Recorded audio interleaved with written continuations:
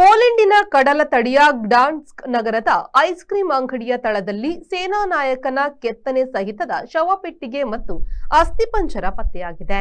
ಪುರಾತತ್ವ ತಜ್ಞೆ ಸಿಲ್ವಿಯಾ ಕುರಾಜಿನ್ಸ್ಕಾ ತಂಡ ಇದನ್ನು ಅಗೆದು ತೆಗೆದಿದೆ.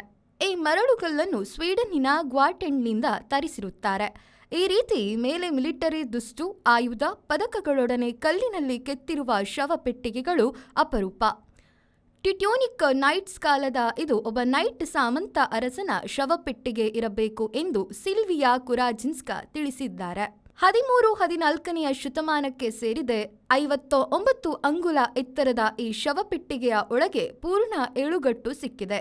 ಆಯುಧಗಳು, ಕೆಲವು ವಸ್ತುಗಳು ಕೂಡ ಈ ಪಕ್ಕದಲ್ಲಿ ಕಂಡುಬಂದಿದೆ.